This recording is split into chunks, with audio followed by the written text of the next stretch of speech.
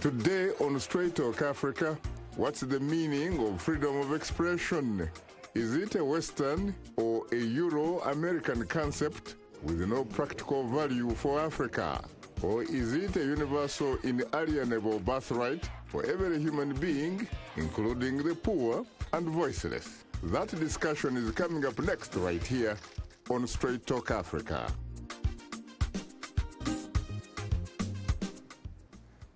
Hello, welcome to Straight Talk Africa, live from the Voice of America headquarters here in Washington.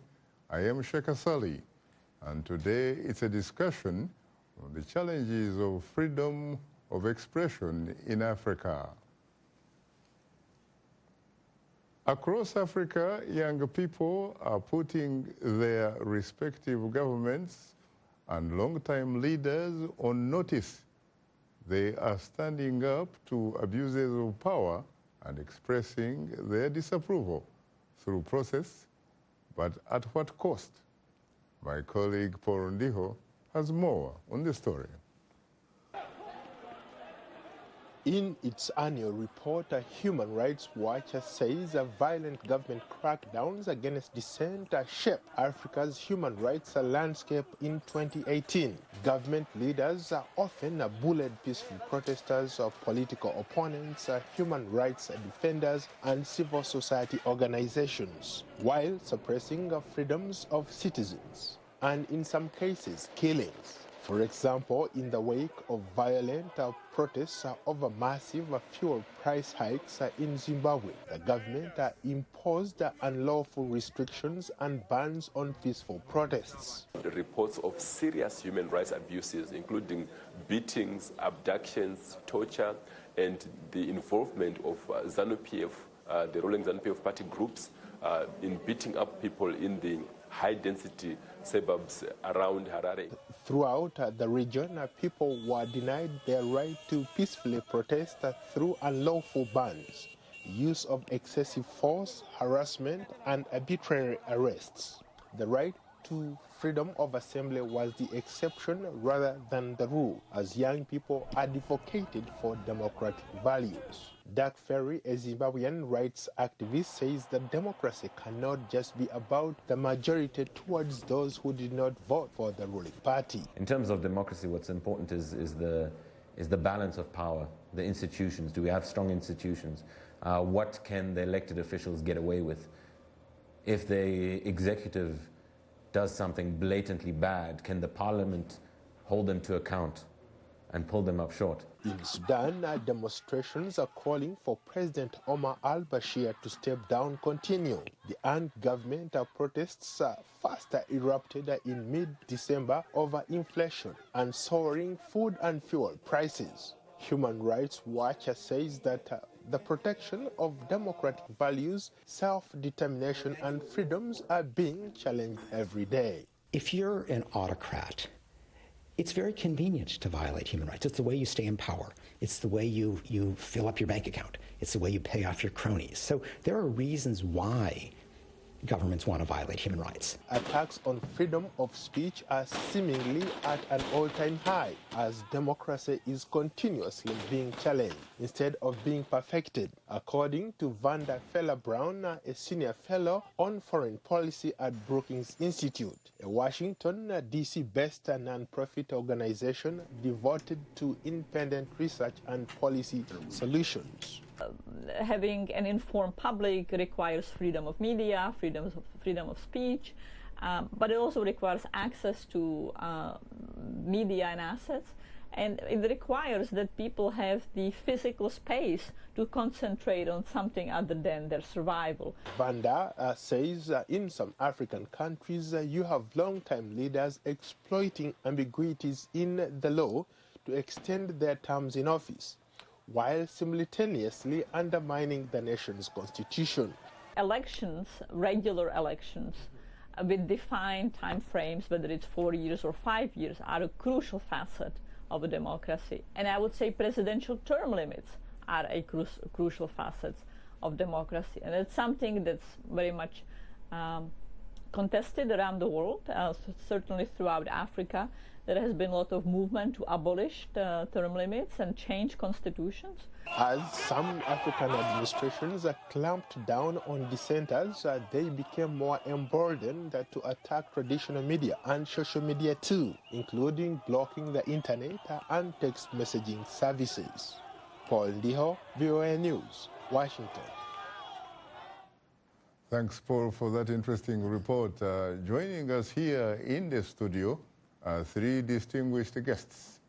John Tamin, Director of Africa Programs at Freedom House. Tundu Lissu, Chadema Opposition Member of Parliament in the Tanzanian Parliament, of course, and Wilson Masiringi, the Tanzanian Ambassador to the United States. And last but not least, Robert Chagulanyi, also known as Bobby Wine, an opposition Ugandan Member of Parliament. He joins us live via Skype from the Ugandan capital of Kampala.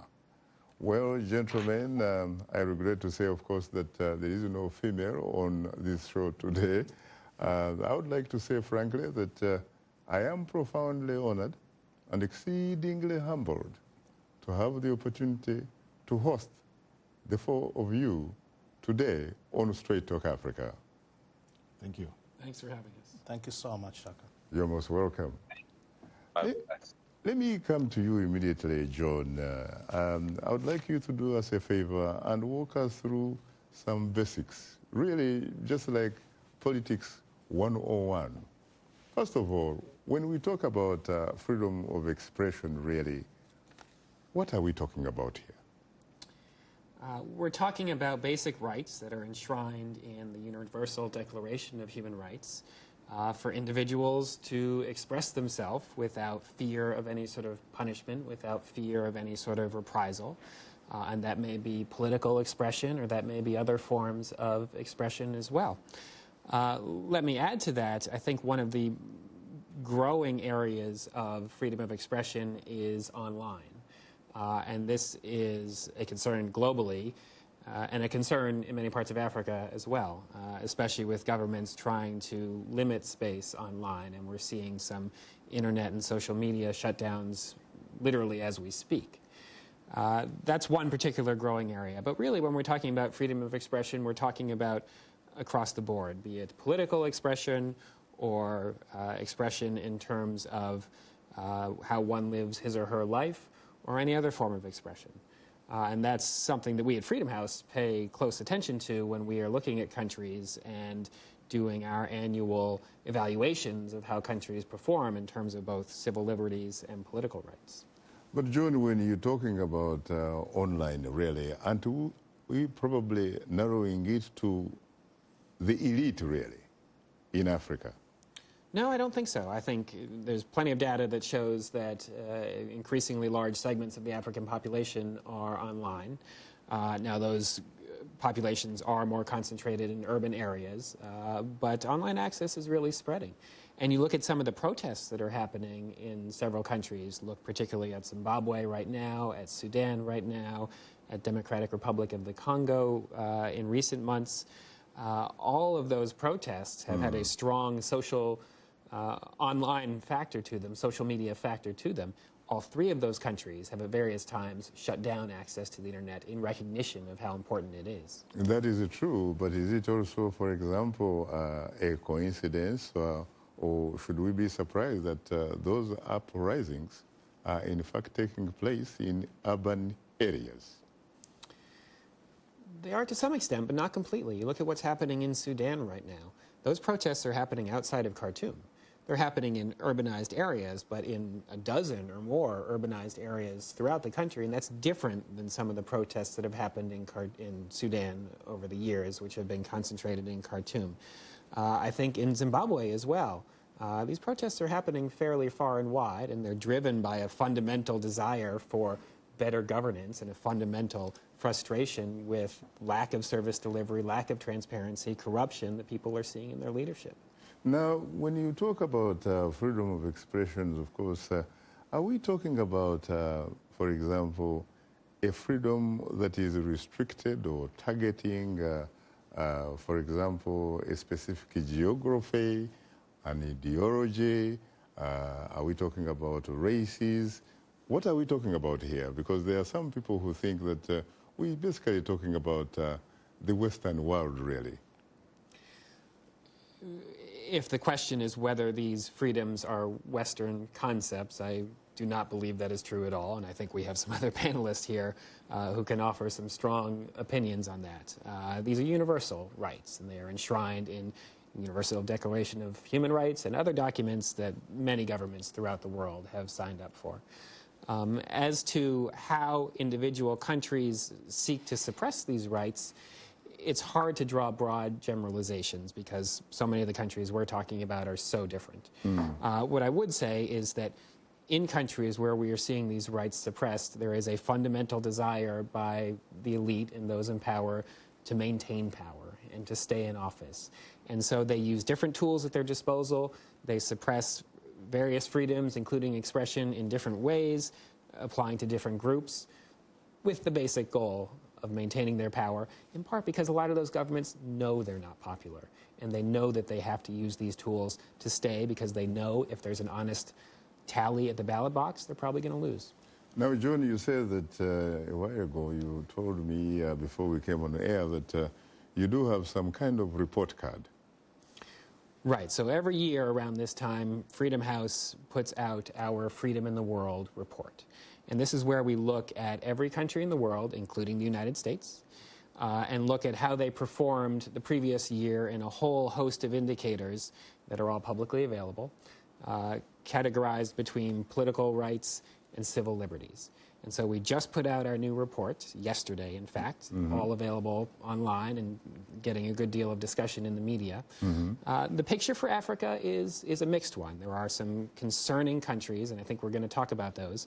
But I also do want to point out that there are some real good stories coming out of the continent this last year. And two countries in particular, Ethiopia, under the surprising leadership of Ahmed Abiy, has really done some important things, including just yesterday instituting new civil society legislation that is quite meaningful, and also Angola, which has undergone a very surprising turnaround these last couple years. Well, the new president is obviously fighting corruption and what have you. He's fighting corruption, and he's fighting the vestiges of the previous regime that was in power for decades.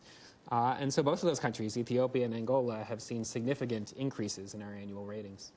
What are some of the countries that are not doing so well, especially if you factor in the fact that we do have guests who represent Tanzania and Uganda? Yes.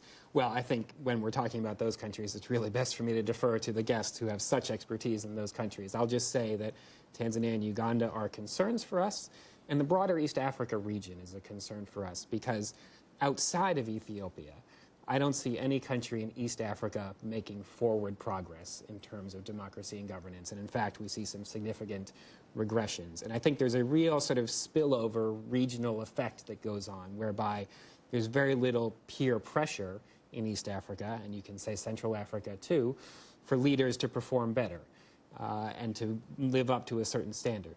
That is why the progress in Ethiopia is so important, because it's a large country, 100 million plus people.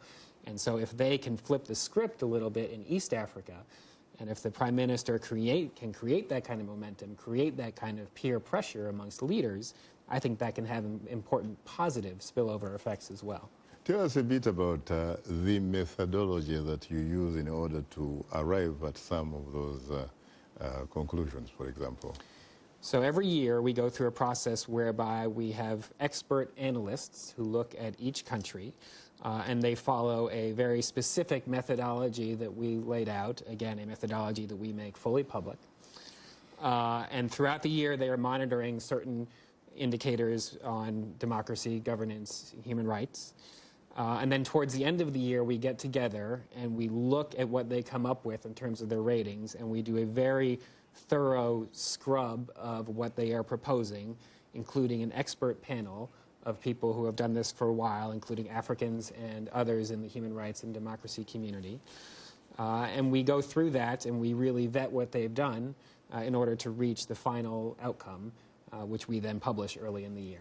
When you talk about expert analysts, what sort of qualifications are we talking about here in order for someone to be considered an expert analyst?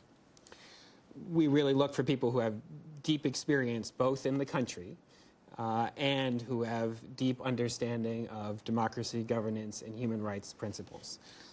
Many of the analysts who we have are nationals of their particular country or from the region nearby. We pull significantly from the academic community, people who spend a lot of their time on these particular countries.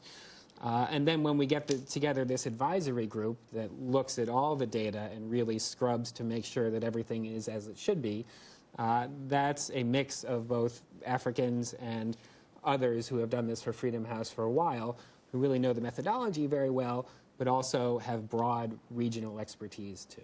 Very interesting. Bobby Wine, are you there? Oh. Are you there? Are you listening? Yes, sir. What about from your vantage point in Uganda? How are we doing when it comes to freedom of expression?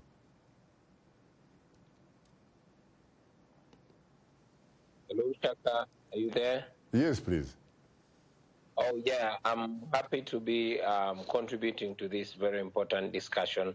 Of course, the state of freedom of expression in Uganda is deteriorating by the day because initially there was a clampdown on formal communication where politicians and leaders could no longer be allowed to go into the masses and sensitize them.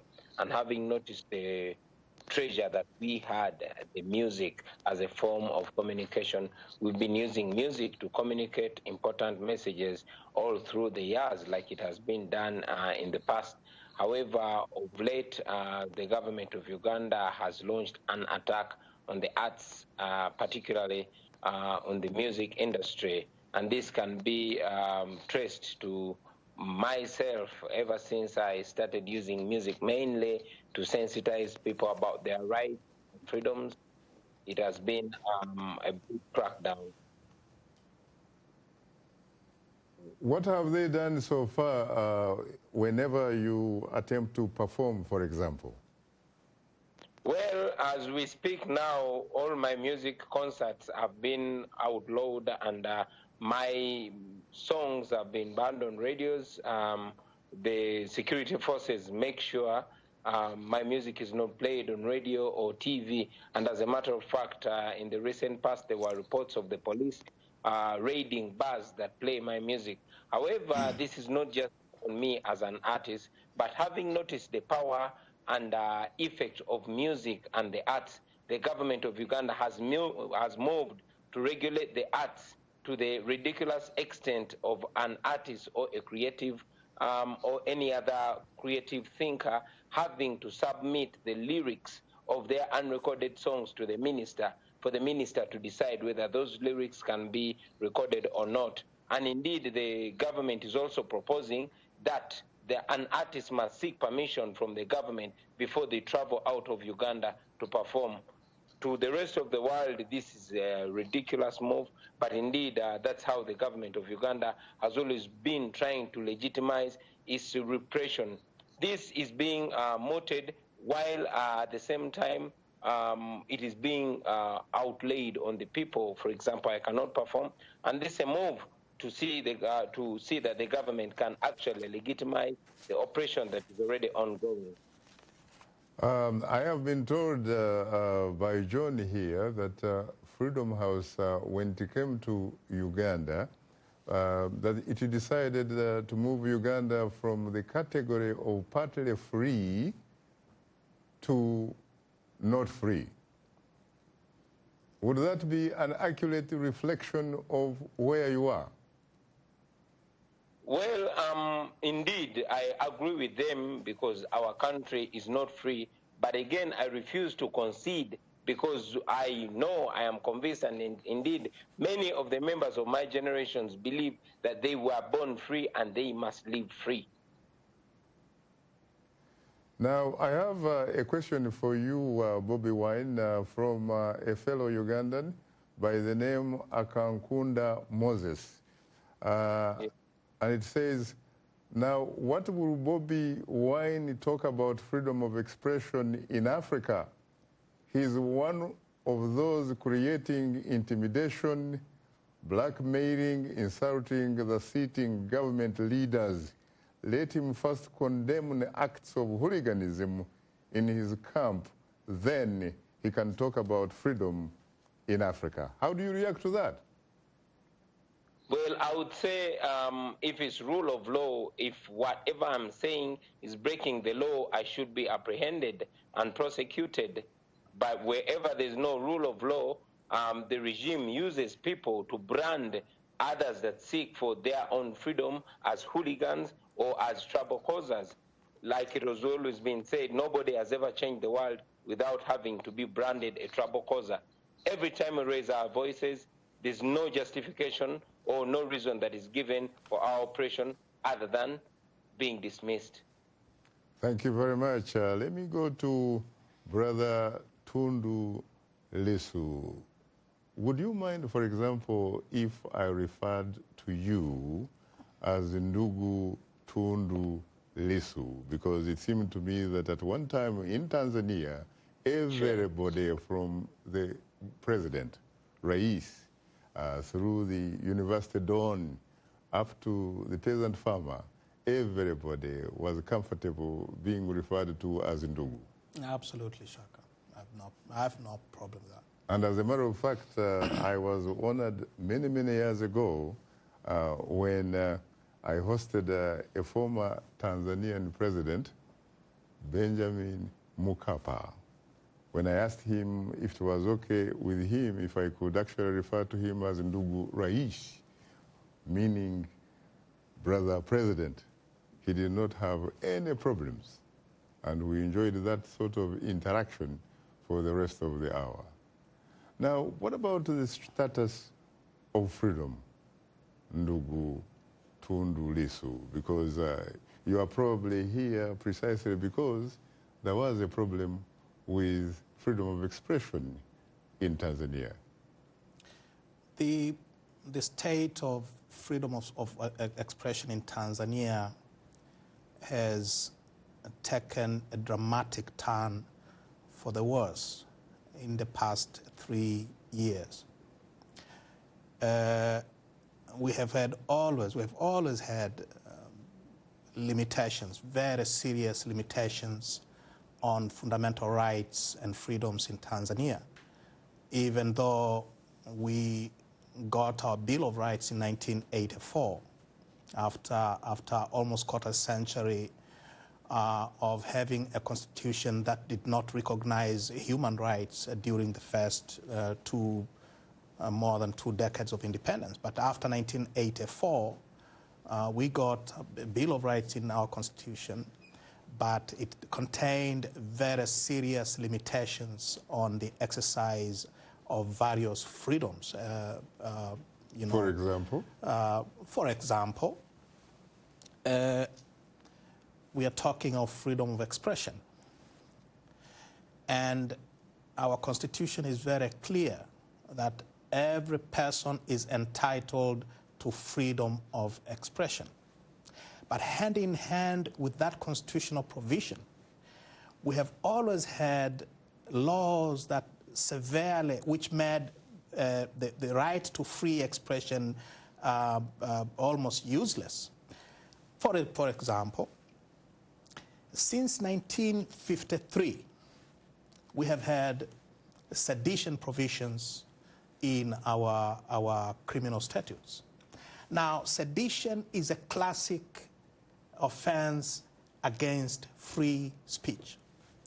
And the reason it was enacted in 1953 was the colonial state, the British colonial state, was getting ready legally, legislatively, to deal with the nationalist movement that was then emerging. Mm-hmm. So it is, the year is very important. 1953 is 1 year before the nationalist movement, TANU, was born.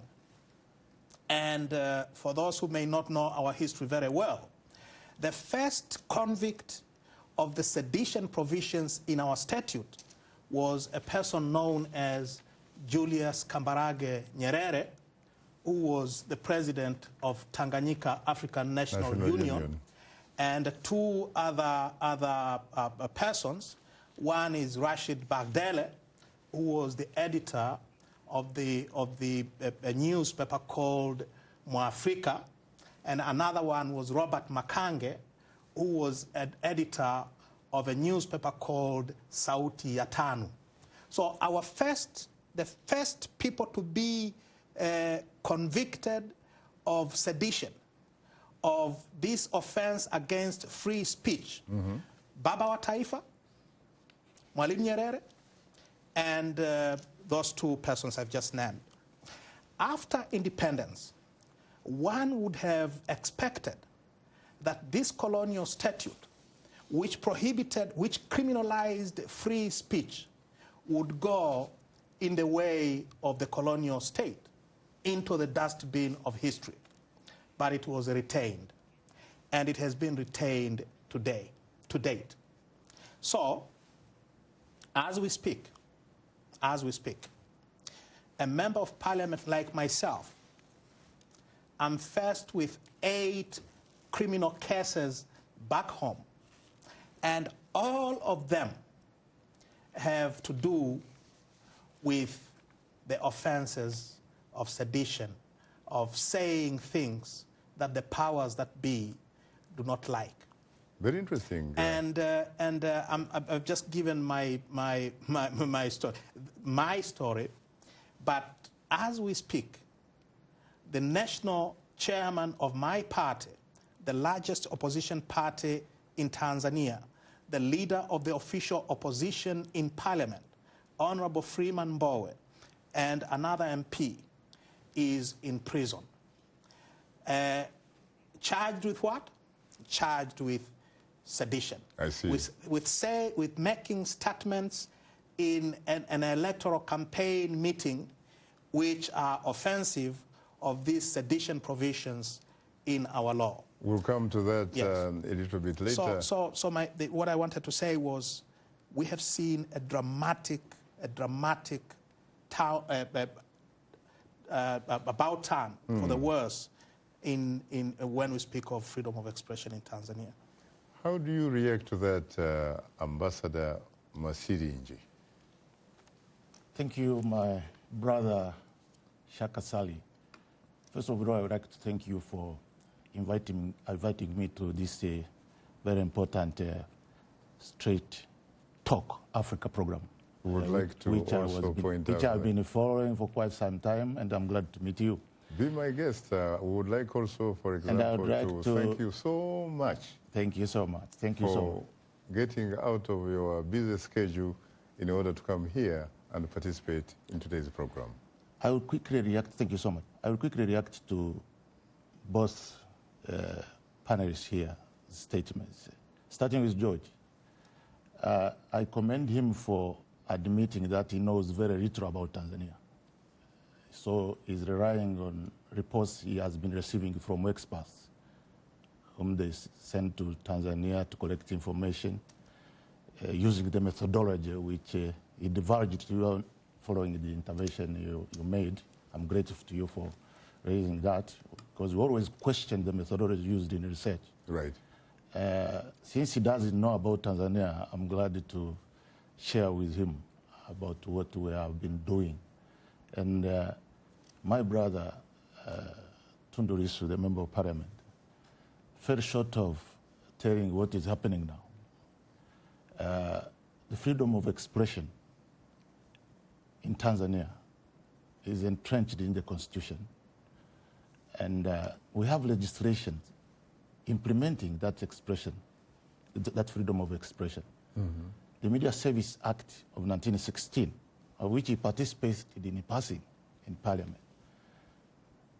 provides adequately on how to use that freedom of expression without infringing upon others' rights, which is also very important. Because you cannot have freedom of expression that can go unchecked anywhere in the world. Mm. For America, I'm privileged to have studied in America at George Washington University Law School more than almost 30 years ago. I learned about the history of the Seduction Act of 1798. That was repealed in 1920, December 13th. More than 100 years. Writing, making a false statement against the Congress, against the president, was criminalized, and it was harshly punishable. Not less than $10,000 US fine, and not more than 20 years jail sentence, or both. That is America. Currently in Tanzania, we have the Cyber Crimes Act, we have the, let me tell you one thing. Another example of freedom of expression is himself. My brother, Lissu. He has been speaking in the country. The checks that has been put on him is to bring him before the courts of law. He's not a convict of any seduction crime. But the laws are clear, and I cannot interfere on what the court will deal with his cases. But since he left the hospital in Belgium, he has been hosted by media houses, BBC, Deutsche Welle. Here in Washington, D.C., has spoken to a few non-governmental organizations, leveling abusive and false allegations against our president, against our government, against his country, demonizing the country is as good as demonizing yourself. And here he is expressing himself. So the danger of allowing unchecked freedom of expression is when people abuse that right of freedom of expression, hurting others. And so you cannot leave people to hurt others when the Constitution grants rights to everyone, including public interest. When you are speaking, consider there are others who could be hurt by your speech. Consider that if you tell lies about others and damage their reputation, their character, they got hurt. I'm afraid so they have to react. I'm afraid, Mr. Ambassador, time happens not to be our best ally, and I hope we will find some space in your beautiful Tanzanian heart to forgive me for that. Thank you. Thank you. You are tuned into Straight Talk Africa. We'll have more of a discussion in a moment. So please don't go away, because we'll be right back with you.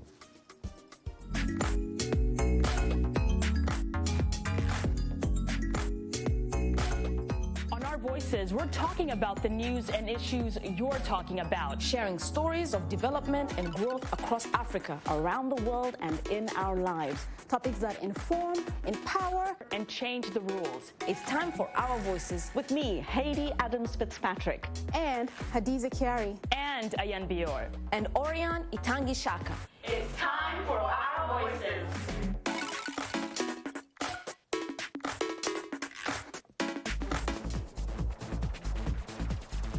We are able to touch on things that are important to people on an everyday basis. We hope that our viewers are getting inspired when they watch our show. They're getting a view of the world from a different perspective, things that perhaps are not in their immediate vicinity. Today, I could put in on the show something that is a little different, a little unique, and this gives me that inspiration to come to work. A reminder that we appreciate all of the audience feedback. Straight Talk Africa streams live on Facebook, and you can also watch us live on your mobile phone. Just download the VOA mobile app. Now let's look at what's on tap for next week's program.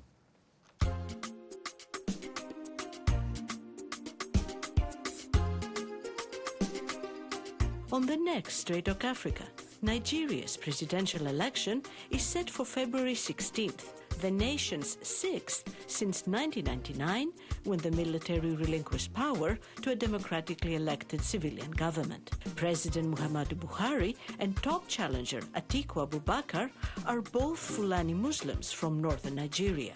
A discussion on what's at stake on the next Straight Talk Africa.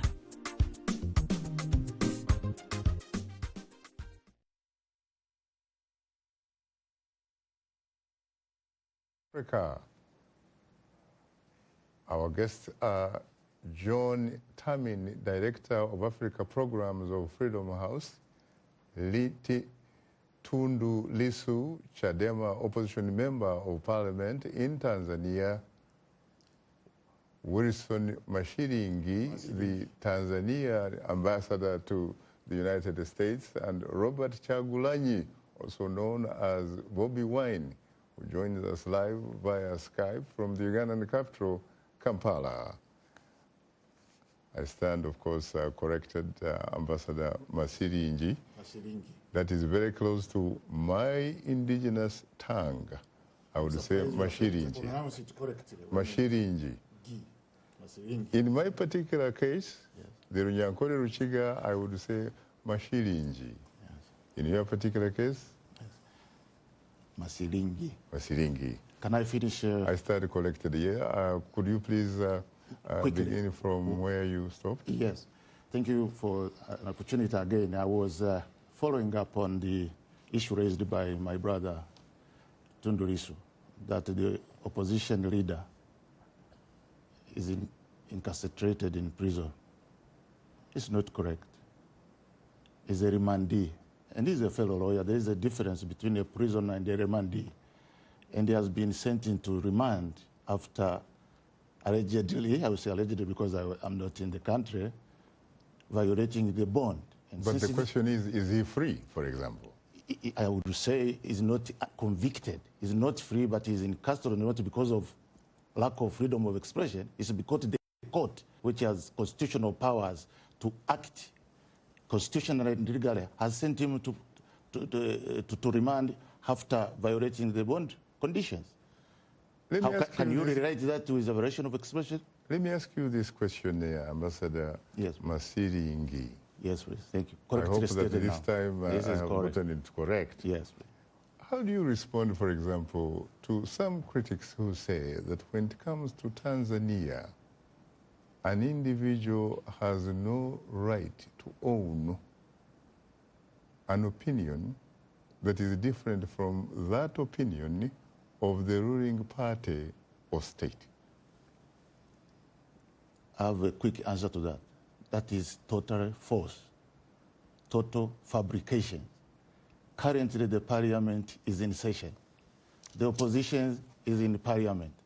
The chief whip, unfortunately, is out because of the tragic event, heinous act which was committed on him and caused bodily harm on him. Otherwise, he was supposed to be in parliament as well.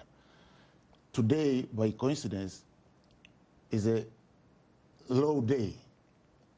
Our president, His Excellency Dr. John Joseph Magufuli, the commander-in-chief, was a guest of honor, invited by the Chief Justice. The Speaker of the House was in attendance.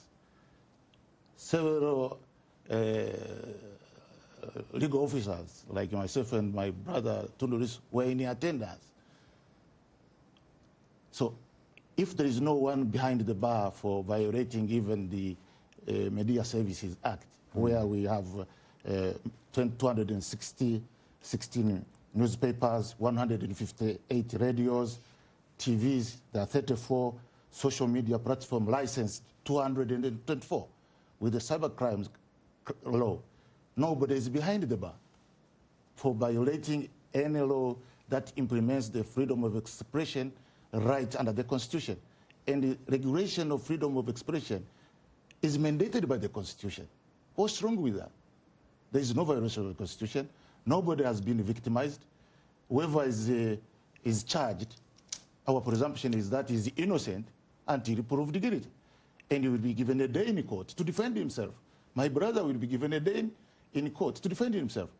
But we cannot allow people to go unchecked, abuse people, make it false statements, make false accusations, including demonizing the head of state, demonizing the government. I'm here as the ambassador of the United Republic of Tanzania to defend and protect the dignity of the country. So my brother coming here and trying to demonize the government, demonize the president, demonize the country, demonizing himself and demonizing me as well, we cannot call that the true need of Africa getting freedom of expression. That does not build the interests of Africa, nor build the interests of the country.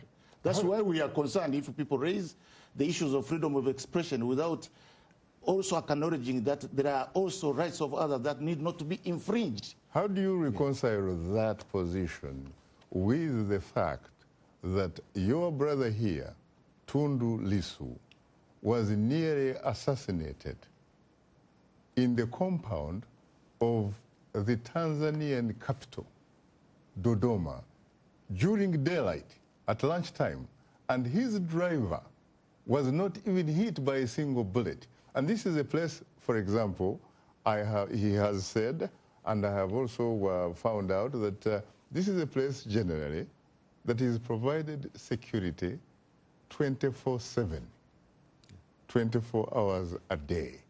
How do you explain that? I mean, how do you reconcile that type of freedom that you are talking about? You cannot relate that directly without substantiated evidence with freedom of expression. My brother was attacked. We feel sorry for what happened to him. Our president expressed his dismay and condemned that act, and he ordered the law enforcement organs to investigate and get to the bottom of the matter and apprehend those who committed that criminal act against our brother. Everybody sympathizes with what happened to him. Investigation is ongoing. They are waiting for him to go back and make a statement, which he is giving to the press and non-government organizations outside the country. They are waiting for the driver. The driver hasn't presented himself to give a statement. So can you be a judge in your own cause? Can you condemn anyone and convict anyone on that matter without listening to both sides? Tundu, I cannot judge on that one, but... How do you respond to that? Thank you very much. Maybe there are a few things that need to be set straight here. I was attacked inside a government housing compound, which, as you said correctly, is guarded by armed security 24 hours, 7 days a week. And each apartment block inside that compound is guarded 24 hours, 7 days a week. And on the day of the attack, during lunch break, in the midst of parliamentary sessions, gunmen followed me from Parliament. Inside that compound, there was no security whatsoever. All the security guards had been removed from the perimeter wall, from all the apartment blocks. So these gunmen had complete freedom of access into this heavily guarded government security, government building compound. And they rained me with bullets, and they left. And as we speak today... Not a single bullet was fired at the driver, or at least went into the direction of the driver. Is it correct? Well, the truth is he was not hit at all. That is the truth. I was hit 16 times. I have undergone 22 surgeries, and I'm going... Could that be luck, or could it be that whoever was attempting to shoot and kill you had a single target? Obviously, I was the target. But the most important question is, who ordered the security to be removed from this government housing compound? Number one. Two, this government housing compound is secured by CCTV cameras. They were removed immediately after the attack, and there is no word to date about those CCTV cameras. They were removed by the police. That is number two. So no one knows what they show, because no one knows where they were taken to, because the police have never said a word about where they took the CCTV cameras from. Number three, there has never been, to my understanding, and I know this because I speak to people. I speak to people in the government as well. No one has been interviewed. My neighbors, I lived in the same building with the Minister for Energy, Medad Kalemani, with the Permanent Secretary in the Ministry of Local Government, with the former Health Minister, Haji Mponda. Not a single one of my neighbors has been interviewed by the police. None of the people who took me to the hospital, my housemaid and the housemaid of the deputy speaker, when I was shot, they also shot all the cars that were, in the driveway. The tires were all flattened. So I was taken to hospital by the housemaid of the speaker and my housemaid as well. None of them has been interviewed. I was in Nairobi together with my driver for 4 months. And during those 4 months, the Tanzanian police force they sent a request to me through my brother, who is my lawyer as well, that they would like to come to Nairobi to interview me and my driver. And we said, please come. They never showed up. So, and of course, after I was transferred to Belgium, now the excuse has become, we are waiting for Mr. Lissu to return and the driver so that they can be interviewed. But, Mr. Shaka, with all due respect to my senior brother here, a very senior lawyer in Tanzania, in Tanzania there is a law. It is called Mutual Assistance in Criminal Matters Act, which makes provisions for obtaining evidence or suspects who run out of the jurisdiction of the Tanzanian law enforcement agencies. So there is a law which would have allowed Tanzanian law enforcement agencies to come to Nairobi to take evidence from me and my driver. They have not done so. The same law would have allowed them to send police officers to Belgium, where I have been for the past 1 year. To date, they have not done so. They could have gone through the international police, Interpol, because this was a serious criminal attack. In fact, under our statutes, it's a terrorist act. That was short for political reasons. It's terrorism. They could have gone through the Interpol to interview me and my driver. So far, they have not done so. They could have sought the assistance of the Kenyan government or the Belgian government. We have an embassy in the Belgian government has an embassy in Dar es Salaam. The Kenyan government has an embassy in Dar es Salaam. They could have used the good offices of our diplomatic missions in Nairobi and in Brussels to have us interviewed. Nothing has happened. I see. And finally, just to finish, finally, according to the Tanzanian police force, there is no suspect. They do not suspect anyone. No one has been arrested. And of course, since there is no suspect and there is no arrest, no one has been prosecuted or convicted. And my brother here says the president was very clear. The president has never, ever made a statement one way or the other, to condemn this public political assassination on a parliamentary leader. Has he ever called you to sympathize with you, empathize with you? Not at all. On the contrary, Mr. Shaka Sali, it is on record because the speaker wrote to us. There has been a huge dispute about my treatment. Your treatment? My treatment. Who is paying the bills? The Parliament of Tanzania should have paid my bills in accordance with our statutory provisions. Yes, and why can't they pay? Thus far, they have not paid a penny.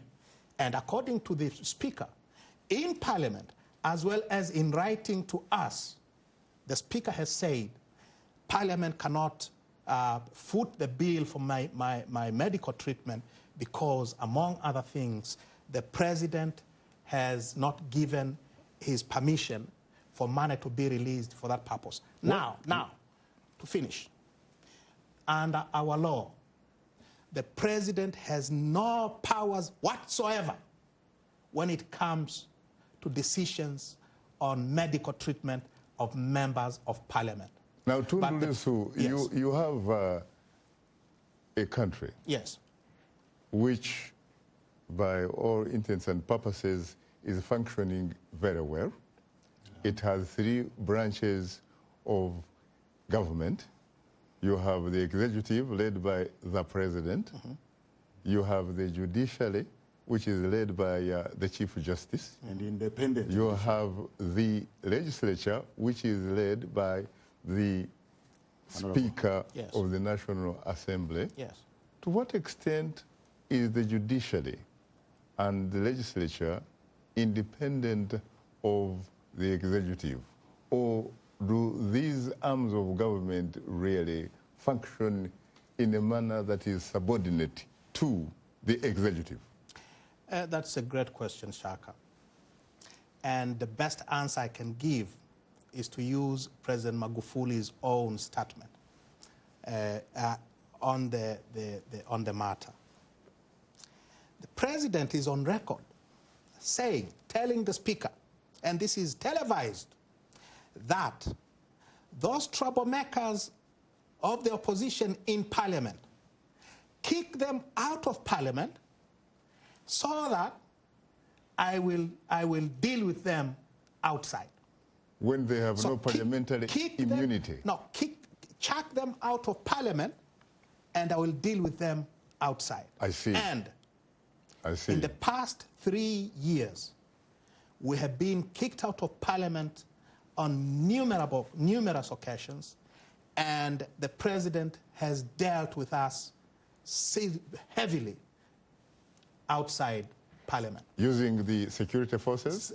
Using the security forces. I have been arrested on 2 occasions outside the parliamentary gate, on 2 occasions, I see. for making statements which are absolutely protected under our constitution, for making statements inside parliament. I hate to say it, and but... they wait for me outside and arrest you. And arrest me. And on all occasions, in all 8 occasions when I was arrested, I'm a lawyer, I would ask them, why are you arresting me? And the answer has always been orders from above. From above. Very interesting. Let me go let me go to Kampala, to Bobby Wine. Bobby, are you there? I'm there, Shaka. You are listening? Sure, I'm listening, following very attentively. Does this sound to some degree familiar? Well, that sounds familiar, but living in Kampala, I envy those people. Looks like it's not only in Uganda, but I would like to speak authoritatively about the situation in Uganda and how we can change it. I believe that all dictators will use the law to oppress the people that they want to oppress, and will indeed get very threatened when they see people communicating. Talking more on the freedom of expression, that is the only thing that people have remained with, remembering that in Uganda, and I'm sure other African countries, the internet is being restricted so much, and that will remind us that social media tax was introduced in Uganda, and I believe in other countries. There's been continuous blockage of communication. There's been continuous attack on the rights of the people, especially communication rights. However, we also know that we have opportunities to change this. One of the opportunities is the numbers that we have.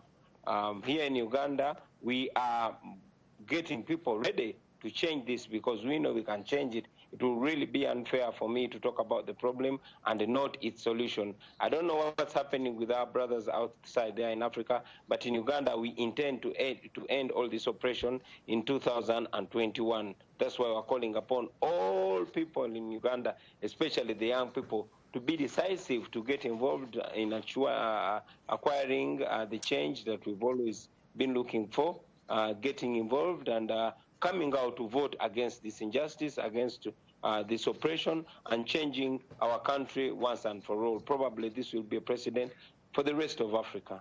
When you talk about coming out to vote, what exactly are you talking about? In each of these cases, you are talking about a country, for example, where the ruling party, for example, is no different from the state. The state and the ruling party are fused? Sure.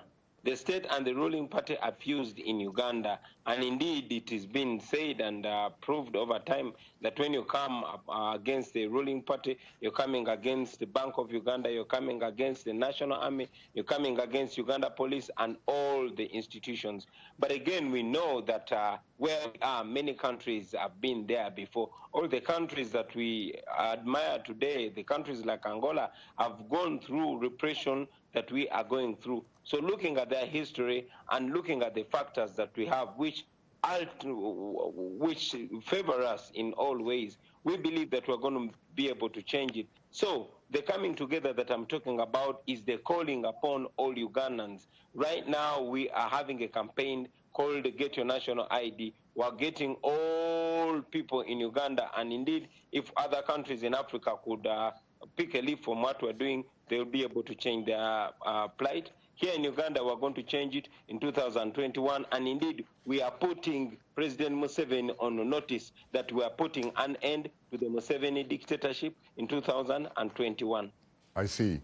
John, it looks like here we're talking about situations really where democracy perhaps cannot possibly be defined in the manner that a former great American president, Abraham Lincoln, would have characterized it, which would be a government of the people, by the people, for the people. But that perhaps, in fact, we are looking at a new definition of a government of some people, by some people, for some people. How do you react to that? I think that's true in certain circumstances, and that's where some of the grassroots movements that are resisting that kind of logic are so important. You look at the recent elections in the Democratic Republic of the Congo, which were quite disappointing, and it seems like the outcome is not the legitimate outcome. But there are remarkable movements, particularly youth movements, who are really pushing against that kind of a logic and trying to move the country towards more legitimate elections. And I think you'll see Honorable Bobi Wine, in particular, leading that kind of an effort as well. So there is that logic in some countries, and it's not just limited to Africa. But I think there's strong and really growing resistance to that. That's what we see on the streets of Sudan and Zimbabwe today. Masiringi, Ambassador Masiringi, how do you respond, for example, to someone who will say that in Tanzania, there are no citizens, but subjects? Citizens meaning owing allegiance to the state and therefore having a constitutional right. But in this particular case, subjects because basically they owe allegiance to an individual authority and therefore in return receive some privileges. The answer is that's absolutely false statement with regard to Tanzania. And my brother Tundu Lissu will agree with me. Could you please wrap it up, because time is not our best ally? I appreciate your time. Tanzania is a democratically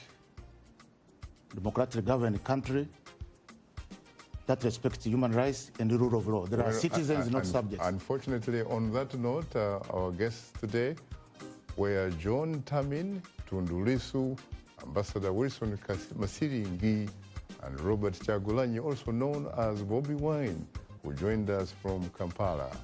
Thanks to our audience for tuning into Straight Talk Africa. In the meantime, get better, not better Africa, and please remember to keep the African hopes alive.